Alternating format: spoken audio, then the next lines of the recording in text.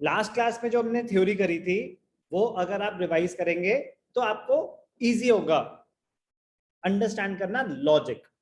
Accounting point of view से जो use होनी है वो क्या होनी है? Categories of GST, CGST, SGST, IGST, local transactions within the same state, intra-state, CGST and SGST, interstate transaction, Delhi to Haryana, IGST. Input GST कब पे होता है? Input GST क्या होता है? When we purchase goods or services, inputs ले रहे हैं तो हम पे करेंगे जो टैक्स, वो होता है input GST, it is an asset. जब हम सामान सेल करेंगे, सामान और सर्विसेज, तो हम जीएसटी कलेक्ट करेंगे, आउटपुट जीएसटी वो होता है लायबिलिटी। कुछ ट्रांजैक्शंस हैं जिन पे जीएसटी चार्ज ही नहीं होता, तो वो मैंने आपको लास्ट क्लास में भी बताया था। इंपॉर्टेंट हमने करे थे important items, important information about GST, ध्यान से देखना। लास्ट क्लास का आपको एक छोटा सा recap, important points about GST. तो आपको बताया था ना कि कुछ चीजों में सेट ऑफ नहीं मिलता, कुछ चीजों में जीएसटी लगता ही नहीं है, तो ये सब चीजें पता होनी चाहिए। जो ना एग्जाम्प लिस्ट बताई थी आपको, salaries and wages, educational services, तो ये सब इंफॉर्मेशन काम आती है। कैसे? अभी देखो, कह रहा journal entries of transactions on which GST is not charged. तो अगर जीएसटी चार्ज ही नहीं होता तो नॉर्मल वो जर्नल एंट्री हो गई, फिर तो कुछ अलग हुआ ही नहीं ना। अगर आप कैपिटल इंट्रोड्यूस कर रहे हो तो कैश और बैंक टू कैपिटल, आपने बिजनेस में कैपिटल इंट्रोड्यूस करा, ना तो कोई गुड है ना कोई सर्विस है, नो जीएसटी। आपने अपने एम्प्लॉइज को सैलरी पे करी, हमने तो सर्विसेज ली। व्हेन दे से वी हायर सर्विसेज, बाहर वालों से, प्रोफेशनल से, किसी और से, एम्प्लॉइज से नहीं। एम्प्लॉइज को जो आप पे कर रहे हो आपके रोल पे ही है, उनको हम सैलरीज पे करते हैं, उस पर कोई जीएसटी नहीं होता। आउटस्टैंडिंग एक्सपेंसेस अगर हैं सैलरीज के, वेजेस के, उस पर कोई जीएसटी नहीं है। इलेक्ट्रिसिटी और वाटर बिल पे जीएसटी नहीं है, टेलीफोन बिल पे होता है, तो इलेक्ट्रिसिटी बिल पेबल होगा तो उस पर भी जीएसटी नहीं है। इंटरेस्ट पेड, हम अगर इंटरेस्ट पे कर रहे हैं, उस पर जीएसटी नहीं है। इंटरेस्ट आउटस्टैंडिंग है, उस पर जीएसटी नहीं है। इंटरेस्ट रिसीव कर रहे हैं, उस पर जीएसटी नहीं है। इंटरेस्ट रिसीवेबल है, उस पर जीएसटी नहीं है। Cash deposited in the bank, उसमें कोई वो थोड़ी ना कि सामान बेच रहे हैं, normal transactions. Cash withdrawn from bank, check deposited in the bank, check issued for purchasing. लेकिन सर परचेजेस पे तो लगता है। कल किसी ने पूछा था कि सर हमने सामान खरीदा, फिर कुछ दिन बाद पेमेंट करी, तो क्या दोनों टाइम जीएसटी लगेगा? नो, आपने सामान खरीदा, परचेजेस के टाइम जीएसटी इंपोज हो जाएगा। जब आप पेमेंट कर रहे हो, पेमेंट से जीएसटी का कोई लेना देना नहीं है। कन्वेंस एक्सपेंसेस, तो इनके लिए आपको नॉर्मल जर्नल एंट्रीज आनी चाहिए जिसमें जीएसटी नहीं है। इंटरेस्ट पे नहीं है, लेकिन जो बैंक आपको सर्विस प्रोवाइड कर रहा है उस पे जो बैंक चार्जेस इंपोज करेगा उस पे जीएसटी होगा। आपको जो लोन दे रहे हैं उस पे जो प्रोसेसिंग फीस होती है, प्रोसेसिंग फीस पे जीएसटी होगा। कह रहे सर्विस वो है, इंटरेस्ट पे no GST. Cash deposit in the bank, conveyance expenses paid, depreciation हमारा एसेट है, हम यूज कर रहे हैं, तो उस पे किस बात का GST? Basically GST, goods and services tax. मैंने किसी से कोई गुड्स खरीदे, एसेट्स भी खरीदे, तो भी मेरे लिए तो इनपुट्स ही हैं, जरूरी नहीं है मैं बेचूंगा उनको। लेकिन अगर मैंने अपने ऑफिस के लिए भी फर्नीचर खरीदा, इनपुट ही तो है मेरे लिए। I will be using it during the course of rendering the services. Goods और एसेट्स, तो मेरे इनपुट्स में गुड्स भी आते हैं, एसेट्स भी आते हैं, या मैंने कोई सर्विसेज हायर करी, उस पर लगेगा जीएसटी। ऐसे ही जो मेरा आउटपुट है, जो मैं प्रोवाइड कर रहा हूं, या गुड्स या सर्विसेज, उस पे लगेगा जीएसटी। तो जिन पे जीएसटी नहीं लग रहा वो तो जस्ट रीड वंस, ठीक है ना। अब शुरू करेंगे हम कि अगर जीएसटी लग रहा है तो क्या एंट्रीज होंगी, आराम से एक एक करके समझेंगे। अब ध्यान से देखना, मैंने सामान खरीदा, गुड्स परचेज। तो जब हम सामान खरीदते हैं, purchase of goods, normal entry क्या होती है? अगर मैंने कैश पे खरीदा, परचेजेस टू कैश। अगर मैंने क्रेडिट पे खरीदा, परचेजेस टू क्रेडिटर्स।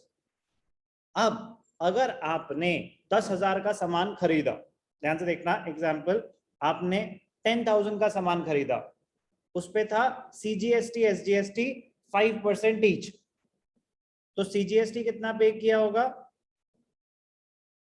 500, SGST कितना पे किया होगा 500, टोटल पैसे आपने कितने देने हैं 11,000, लेकिन उसमें से गुड्स तो सिर्फ 10,000 के हैं। इनपुट आप सामान खरीद रहे हो तो इनपुट CGST में 500 चले जाएंगे, इनपुट SGST में 500 चले जाएंगे। एसेट्स हैं, सेपरेट अकाउंट क्रिएट होगा डेबिट आइटम। अगर आपने पैसे दे दिए तो टू कैश, अगर कैश में दिए, चेक से दिए तो टू बैंक, अगर पैसे नहीं दिए क्रेडिट ट्रांजैक्शन है तो टू क्रेडिटर्स। GST का उससे फर्क नहीं पड़ता कि आप सामान कैश में खरीद रहे हो या क्रेडिट पे खरीद रहे हो, सामान खरीद रहे हो GST इंपोज होगा। किस पे कैलकुलेट होगा वो आपको बताया कि टैक्सेबल वैल्यू होती है कि अगर कुछ डिस्काउंट्स हैं तो डिस्काउंट्स हम माइनस कर देंगे, जो टैक्सेबल वैल्यू है GST उस पे कैलकुलेट होगा। तो हमने सामान खरीदा, एंट्री क्या हो गई purchases account debited, input CGST, input SGST to cash और बैंक टू क्रेडिटर्स। अगर इंट्रा स्टेट लोकल ट्रांजैक्शन है तो CGST और SGST, अगर इंटर स्टेट ट्रांजैक्शन है तो उसकी जगह बस क्या आ जाएगा IGST। गुड्स परचेज के टाइम कैसे हम GST को ट्रीट कर रहे हैं, किसी को कोई डाउट? No sir. कोई कुछ पूछ रहा है? यस सर, GST डेबिट होगा। यस, जब हम पे कर रहे हैं, जब हम पे कर रहे हैं, हम अपनी बुक्स में एंट्री पास कर रहे हैं, हम अगर परचेजर हैं तो हम GST डेबिट करते हैं क्योंकि हम पेमेंट कर रहे हैं, हमारे लिए एक एसेट क्रिएट हो रहा है। तो अगर आपने 10,000 का सामान खरीदा तो 10,000 के तो गुड्स थे 500 ईच, आपने पेमेंट कितनी करी 11,000 या 9,000 या 10,000? सर 11,000। 11, तो 10,000 चला जाएगा परचेजेस में, 500 ईच चला जाएगा GST में। डेबिट इसलिए किया क्योंकि वो मेरा एक एसेट है। Okay sir. अब अगर मैं एसेट, बोलो। जो 1,000 रुपीज GST के होंगे वो हम बैंक में डालेंगे फिर या क्रेडिटर्स के अंदर डालेंगे? नहीं, ध्यान से सुनना बेटा, मेरे को ये पैसे डायरेक्टली गवर्नमेंट को नहीं देने, उसी इंसान को ही देने जिससे मैंने सामान खरीदा है। तो अगर मैं आपसे सामान खरीद रहा हूं तो या तो कैश ट्रांजैक्शन होगी या क्रेडिट ट्रांजैक्शन होगी। अगर मैंने आपको 10,000 देने हैं या 11,000? 11,000। फिर से बोलो। 11,000। करेक्ट, 11,000। तो मैं GST गवर्नमेंट को नहीं दे रहा, GST गवर्नमेंट को कौन देता है? जो GST कलेक्ट कर रहा है, सेलर ऑफ द गुड्स। तो मैंने आपको 11,000 देने हैं। अगर मैं कैश पेमेंट कर रहा हूं तो purchases account debited 10,000, input CGST 500, input SGST 500 to cash 11,000, cheque से दे रहा हूं टू बैंक 11,000, पैसे नहीं दे रहा क्रेडिट ट्रांजैक्शन है तो टू क्रेडिटर 11,000। तो वो तो डिपेंड करता है कि कैश ट्रांजैक्शन है या क्रेडिट ट्रांजैक्शन है। ऐसा नहीं हो सकता कि GST आप मुझे कैश में दे दो बाकी पैसे बाद में दे देना, नो, मुझे उसी इंसान को पूरे 11,000 देने। Okay sir. अब मैं अगर कोई एसेट खरीद रहा होता, मशीन, फर्नीचर, कंप्यूटर, तो नॉर्मल सिनेरियो में एसेट परचेज करने की जर्नल एंट्री क्या होती है? श्रुत, फर्नीचर खरीदा 50,000 का, जर्नल एंट्री क्या होती है? Sir furniture account to cash account. Furniture to cash 50,000। अब अगर उस पर GST है तो अगर आप लोकली खरीद रहे हैं तो furniture account debited, input CGST debited, input SGST debited to cash. अगर आप किसी और स्टेट से खरीद रहे हैं तो furniture account debited, input IGST account debited to cash. Cheque से पेमेंट कर रहे हैं टू बैंक, क्रेडिट पे खरीद रहे हैं तो टू वेंडर। कोई भी डाउट किसी को भी? No sir. तो इनपुट GST डेबिट क्यों हो रहा है? वो भी मेरा एक एसेट होता है। चल सकता हूं आगे? Yes sir. वो चीजें मैं आपको ऑलरेडी बता चुका हूं किन किन पे आपको क्रेडिट नहीं मिलेगा। तो व्हीकल्स पे आपको नहीं मिलेगा, नॉन ट्रांसपोर्ट एंटरप्राइजेस के नॉर्मल, इतनी एक्सट्रीम ये सब ना टैक्सेशन लॉज हैं, जस्ट रीड वंस। ये एक्सपेक्ट नहीं कर सकते कि आपको ये सारे पता होंगे, आपको बस जर्नल एंट्रीज पता होनी चाहिए। बट एग्जेम्प्टेड लिस्ट में आपको बता ही चुका हूँ, फूड एंड बेवरेजेस, उसमें व्हीकल्स आ रहा था कि अगर आपकी व्हीकल्स की कंपनी नहीं है, आपका एक नॉर्मल बिजनेस है और आप अपने बिजनेस के लिए मोटर कार ले रहे हो, तो उस पे जो इनपुट जीएसटी पे कर रहे हो वो आप क्लेम नहीं कर सकते। तो जो क्लेम नहीं कर सकते वो आपका एक्सपेंस है, एसेट नहीं है। ये सारी बातें मैं आपको बता चुका हूँ। Yes, sir. यस और no? Yes, Yes, sir. sir. कल बताया था आपको कि जो normally generally input GST is an asset, कि आप उसका क्रेडिट ले सकते हो, सेट ऑफ कर सकते हो। कुछ एक्सेप्शनल सिनेरियोज हैं, कुछ एक्सेप्शनल सिनेरियोज हैं जहां पे आप जीएसटी का क्रेडिट नहीं ले सकते। तो फूड एंड बेवरेजेस था उसमें एग्जांपल, और था मोटर व्हीकल्स। मैं कह रहा हूँ वो बस एक बार रीड कर लेना, एक्सेप्शनल सिनेरियोज हैं, नॉलेज हो अच्छी बात है, बेटर रहेगा। बट पहले बेसिक जर्नल एंट्री सीख लें, फिर वो एडवांस नॉलेज गेन करें। Goods purchased, asset purchased, treatment of GST, कोई doubt? No, sir. No, sir. Okay, next, हमने रेंट पे किया। अब कोई भी एक्सपेंस पे कर रहे हैं, रेंट अगर हम पे कर रहे हैं तो हम सर्विसेज हायर कर रहे हैं या सर्विसेज दे रहे हैं किसी को? Sir, services Sir, दे रहे higher हैं। here. सर्विसेज हायर कर रहे हैं। तो जिसकी भी हम सर्विसेज हायर कर रहे हैं वो होते हैं हमारे इनपुट्स। क्या होते हैं हमारे इनपुट्स? मैंने किसी से लैंड रेंट पे ली, मैं सर्विस हायर कर रहा हूं, तो मेरे लिए उस पे मैं टैक्स पे करूंगा। जब आप पेमेंट कर रहे हैं, रेंट पे कर रहे हैं, तो उस पे जीएसटी भी लगेगा। तो नॉर्मली अगर जीएसटी नहीं होता तो rent to cash, rent to bank, rent अगर आउटस्टैंडिंग है तो रेंट टू रेंट आउटस्टैंडिंग। लेकिन अगर उस पे जीएसटी है तो इनपुट सीजीएसटी, इनपुट एसजीएसटी, उस पे आईजीएसटी नहीं हो सकता कि इंटरस्टेट नहीं होती। मतलब जहां पे आप रह रहे हो वहीं सर्विसेज हायर कर रहे होगे ना, जहां पे बिल्डिंग है तो वो तो वहीं पे ही आप सर्विसेज हायर कर रहे हो। ऐसा नहीं ना कि आपने रेंट पे लिया दिल्ली में और यूज कर रहे हो हरियाणा में, पॉसिबल नहीं है। तो इस पे हमेशा सीजीएसटी और एसजीएसटी लगेगा।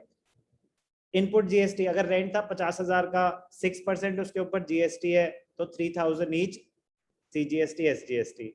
पे कर दिया तो टू कैश और बैंक, नहीं पे करा तो टू रेंट आउटस्टैंडिंग। रेंट की एंट्री में कोई डाउट? No, sir. पॉइंट क्या समझना है कि जब मैं इनपुट्स यूज कर रहा हूं, मैं सामान खरीद रहा हूं या मैं सर्विसेज ले रहा हूं, तो जो मैं टैक्स पे करूंगा वो होगा इनपुट। लोकल ट्रांजैक्शन है तो सीजीएसटी एसजीएसटी, इंटरस्टेट ट्रांजैक्शन है तो IGST. Rent will always be a local transaction. But अगर मेरे को किसी को कमीशन पे करनी है, ब्रोकरेज कमीशन, तो वो इंसान तो हो सकता है सर्विसेज लोकली प्रोवाइड हुई हो सकता है मैंने किसी से बाहर से सर्विस ली हो, तो उस पे आईजीएसटी भी हो सकता है। सिंपल चल सकता हूं आगे। रेंट और कमीशन तो सेम है, एक्सपेंस है ना कोई भी, रेंट भी सेम है, कमीशन भी सेम है, टेलीफोन एक्सपेंसेस भी सेम है, इंश्योरेंस प्रीमियम भी सेम है। हमें कैसे पता चलेगा सर किस किस के ऊपर जीएसटी है? क्वेश्चन बताएगा कि जीएसटी आपको चार्ज करना है कि नहीं करना है। तो जो भी अमाउंट देंगे ना, लिख देंगे उसके आगे कि सीजीएसटी कितना है, एसजीएसटी कितना है, अगर आईजीएसटी है तो आईजीएसटी कितना है। आपको बस ये पता होना चाहिए कि अगर रेंट भी है और उस पर जीएसटी भी है तो आप एंट्री पास कर पाएंगे कि नहीं कर पाएंगे। तो expense account debited, input CGST account debited, input SGST account debited, अगर आईजीएसटी है तो input IGST account debited to cash और बैंक अगर आप पेमेंट कर रहे हो, टू एक्सपेंस आउटस्टैंडिंग अगर वो ड्यू है और आपने पेमेंट नहीं करी। कोई अलग अलग रूल लग रहा है रेंट, कमीशन और टेलीफोन में? No, sir. तो No, मुझे sir. एक एक करके हर एक एंट्री एक्सप्लेन करने की जरूरत तो नहीं है, चल सकता हूं आगे। Yes, sir. Yes, sir. ये सब revenue expenses, rent, commission, telephone expenses, insurance, advertisement expenses, exactly same treatments, exactly same treatments. Bank charges मैंने आपको पहले ही बताया था, इंटरेस्ट पे जीएसटी नहीं होता, बट बैंक चार्जेस, बैंक आपको सर्विस प्रोवाइड कर रहा है, आपके अकाउंट खोला हुआ है, आपको वो चेकबुक दे रहा है, पासबुक दे रहा है, डेबिट कार्ड दे रहा है। Bank charges are imposed for rendering a service. Processing fees और बैंक प्रोसेसिंग फीस, अगर कभी हम कोई लोन लेते हैं तो प्रोसेसिंग फीस भी एक सर्विस चार्जेस हैं, बैंक चार्जेस भी सर्विस चार्जेस हैं, उस पे जीएसटी लगेगा। बट जीएसटी की एंट्री तभी पास करना अगर क्वेश्चन में आपको जीएसटी का रेट दे रखा हो। अगर जीएसटी का रेट नहीं दे रखा तो वो आपसे एक्सपेक्ट कर रहे हैं कि विदाउट जीएसटी आप एंट्री पास करके दिखाओ। Okay, Yes, sir. Yes, sir. Bank charges, printing and stationery, जैसे हम कुछ भी सामान खरीदते तो printing and stationery input GST. Freight cartage service होती है, transportation charges, freight cartage local है तो इनपुट सीजीएसटी एसजीएसटी, इंटरस्टेट है तो आईजीएसटी। तो जब हम जीएसटी पे कर रहे हैं, तो GST is paid and allowed, purchase of goods, purchase of asset, rent paid, commission paid, telephone expenses paid, insurance premium, advertisement, bank charges, printing and stationery, freight and cartage। किसी को कोई भी doubt? Simple? Yes, sir. Okay.